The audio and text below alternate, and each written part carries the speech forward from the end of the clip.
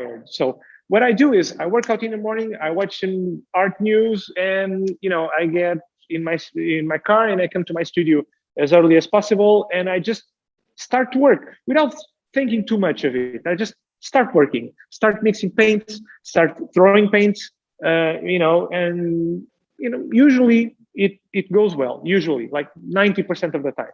The other 10%, I get frustrated, and I start to destroy things around me.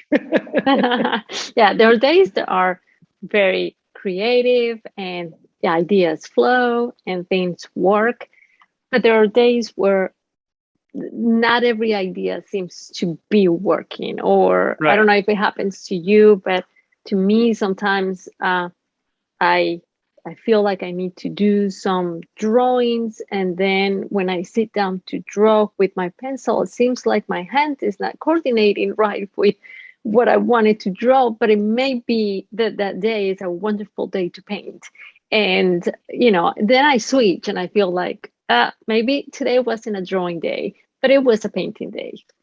So Right. I mean, yeah, that happens. That happens, of course.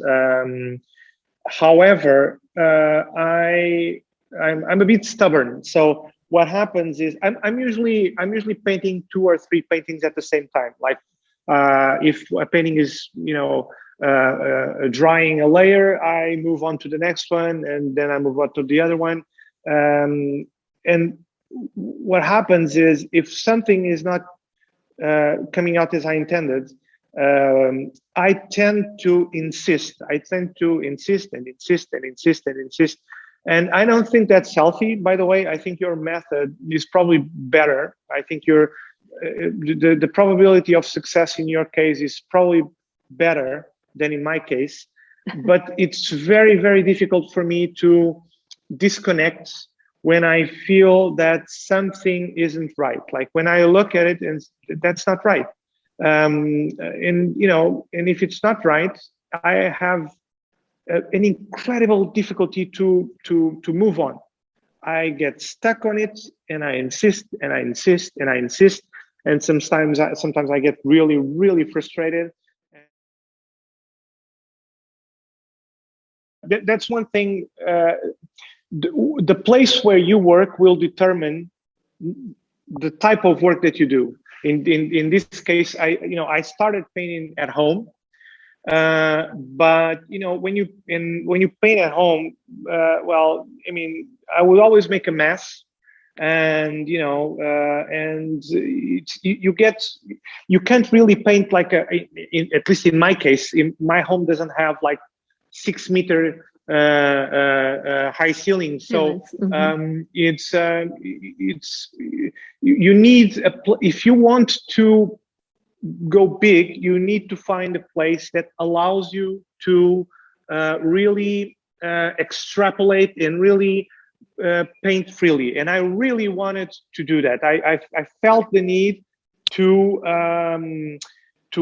have more room to move, to have a bigger dynamic, because I don't really do small scale.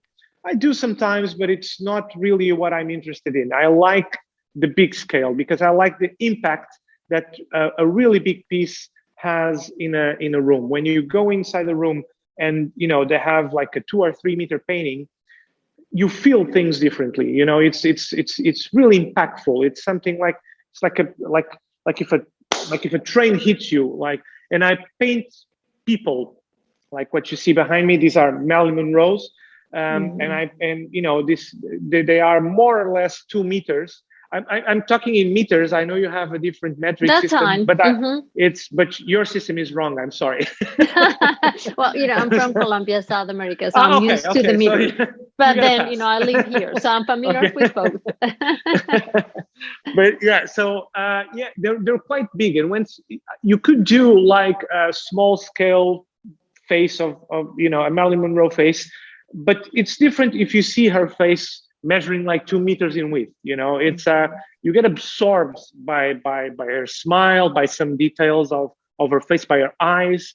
You get lost in it. As humans, we look at other people's faces, and it's the most recognizable thing about a person. It's the face. Um, that's why when you see a movie where they use like CGI and they do computer generated faces, you can always tell. You can always tell because we are, as from millions of years, we've been used to look at someone's face and see if they're happy, if they're sad, if they're mad, if they're not mad, if they're doubting what I'm saying, if they're hiding something. And sometimes it's just small twitches in the eyes, small twitches in the nose, small subtleties in the facial expression. And when I paint really, really big faces like this, what I'm trying to do is amplify that those micro expressions, those small things that when you look at someone, sometimes you think, okay, so that person is laughing, but is he laughing at me or with me, or what's going on here? What's behind the eyes? What's the real intention behind the expression? And when you go big like this, is really interesting because if you know a bit about Marilyn Monroe, you know that she was, joyful and the life of the party, but also very melancholic. And she had a really sad soul. And that is one of the things that made her even more interesting and beautiful, to be honest, because she had almost that plastic look about her, like a doll face, a perfect idea of a woman, always, smiling, singing, working on movies, and being a diva and whatnot.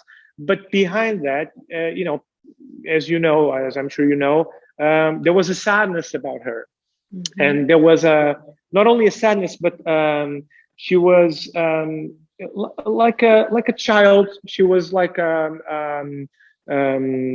she was very infantile in a way. She was a little girl in a way. She was, and when I paint her face, I'm trying to capture that duality. I'm trying to portray not only the pop thing about her, and not only am I trying to doing like a pop portrait, but this is a huge pop portrait. And when you see it in person, you start to look at the eyes, and maybe you start to discover a bit of the sadness behind it, a bit of that melancholy that I'm talking about.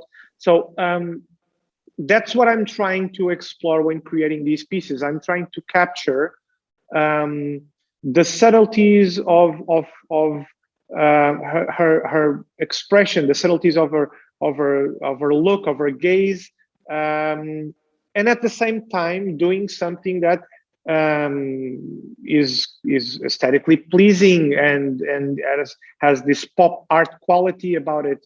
It's something that is interesting to look at in a visual point of view, but also deep in terms of the meaning behind it. I want people to get lost in the piece, and you can only really do that if you go big, if you do these really big scales. I love, and thank you so much for sharing a little bit of those insights of what is going in your mind and in your creative process as you display these beautiful pieces, because I think it's like art allows us to have a macro lens that goes beyond the visual. And I love that. I love that. I do a lot of photography, and I love the macro lens because it allows me to discover imperfections or beautiful surprises within a little tiny petal, a little tiny object that I never saw before. But that make that object so beautiful when it's put all together. A lot of people walk into a museum and they normally will say, oh, I hate that piece. I love that piece. That's beautiful. I will never be able to do something like that. Or, oh my gosh, I can do that. And I always smile and I feel like, well, maybe we can go underneath, under those layers of what the artist is trying to tell us. with those Yeah, sure. I mean, concepts. that first impression is very important. The idea that, you know, sometimes people just don't have maybe the vocabulary, or they haven't trained their mind to try to do that, to go a bit deeper of, okay, so you see a painting and you say, oh, I like this. But that's different than saying I like this because, you Because know, the I like this part is important, of course. Something that you see and captivates you like in the first second, that's amazing. That's really interesting. That's something that I enjoy as well, and that's something that I'm trying to do with these pieces. I want you to look at these pieces and say, okay, I'm attracted to this.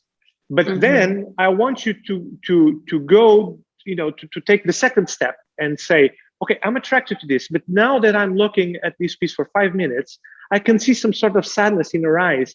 I know that she's smiling, but, you know, but maybe, and I can see that she's looking at me. Is she judging me? Like I'm looking at her and she's looking, you know, you start to do this conversation with the painting. And that's probably the difference between art and decoration. Because yes. if you go to, if you want to see, if you just want to say that you like this piece and you don't like that piece, and that goes well with my rug and that goes well with my couch or whatever, you know, that's decoration, that's design. Maybe it's different than that, because that's a practical function that we're talking about. It's different. And art, I would say, that has a more subjective function.